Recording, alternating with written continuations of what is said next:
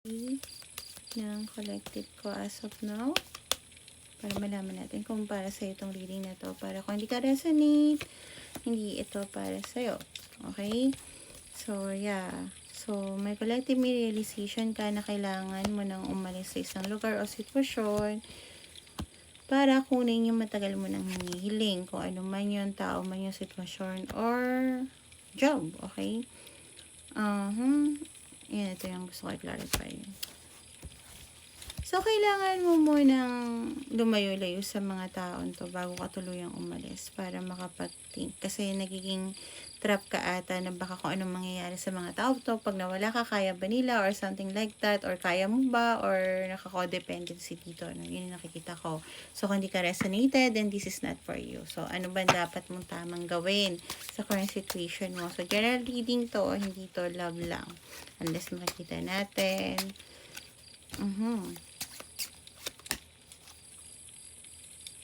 Okay, so kailangan mo malaman muna talaga kung ano yung gusto mo. Okay? Yung vision mo, ano ba talaga yung pangarap mo, ano ba yung gusto mong i-focus sa ngayon. Kasi hindi ka magkakaroon ng brand new beginning kung magkakaroon ka ng lack of direction and passion. Magkakaroon ng blocks yan and delays. Tapos madami kang distraction pa. So, kailangan mo din lumayo doon. Kasi kailangan mo muna malaman, ito yung gusto ko, ito yung gusto ko. Okay? Kailangan mo rin malaman kung ano yung gusto mong i-create sa buhay mo. Kung paano mo mamahalin yung mga bagay na gagawin mo.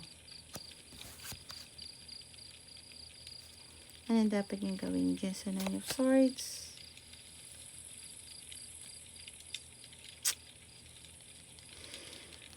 Kailangan mong alisin yung takot sa sarili mo. Kailangan ka magkaroon ng grounding. Yung mga bagay na ang dami mo kasing iniisip yung mga negative thoughts about sa sarili mo, about sa mga tao sa paligid mo.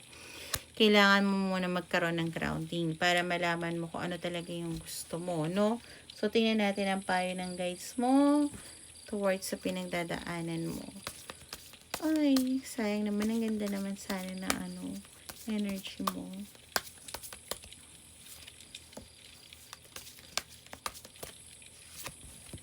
Yan tayo pag maganda yung pangarap natin, pero hanggang pangarap lang. Tapos sa 3D, hirap gawin.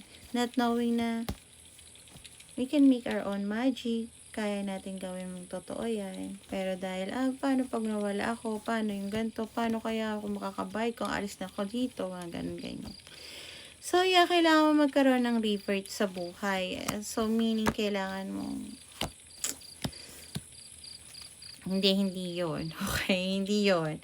Ibig sabihin, kailangan mong hayaan na mag-crumble down yung mga bagay na dating sanay ka. Okay? Kailangan mong lumayo-layo muna talaga. So, hindi ka sinasabing lumipat ka agad or lumayo ka agad sa isang sitwasyon. Ang ibig na sabihin muna nila is magbakasyon ka muna. Mag-reflect ka. Ano ba talaga yung bagay na gusto mong gawin? Ano ba yung kaya mong gawin bukod sa yung gusto mo din? Hindi yung, ito lang yung kaya kong gawin kahit di ko gusto no. Kailangan yung kaya mong gawin na meron ka ng materials dito. Parang gano'n, no? Na meron ka ng kaya mong yung alam mo na natutunan mo na or kaya mong gawin sa ngayon na gusto mo talaga, hindi yung hindi nagsisettle lang ako kasi ganito, hindi pwede yon kasi kailangan mo na ng bagong yugto ng buhay mo. Okay, so yan, dito uli yung dead and revert, clarify that one. Para magkaroon ka ng union at mahalin ang sarili mo at mailabas yung emosyon mo. So, kailangan mo talaga muna magbakasyon. Mag-isa. Walang kasama. Okay, yun ang sinasabi. 5 changes. So, yeah. Ano ibig sabihin yan?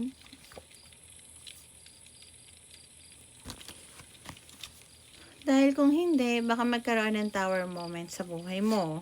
Kung saan, maaring mawala sa'yo lahat. At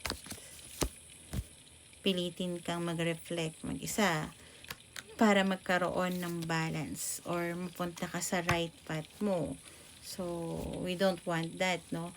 Ano ibig sabihin nun? Negative ka naman? No. Ikaw yung nagpapanegative ng sitwasyon mo pag hindi mo ginawa yung tamang path mo. Ganto kasi yan.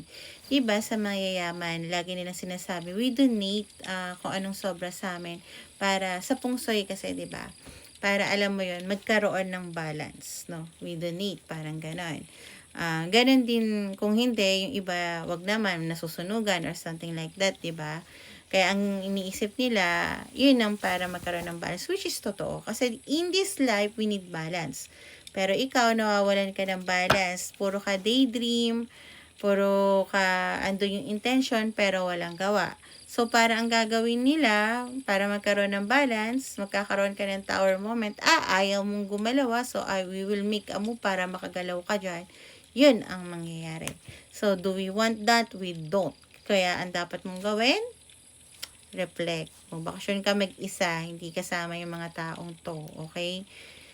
Kung ayaw mo magkaroon ng tower moment din, pati sa kanila, malaman mo na ganito, na binabackstab ka or what, okay? Or masaktan ka nila, ng kahit di ka binabackstab no, pero masasaktan ka. Mga ganon, okay? So, yeah.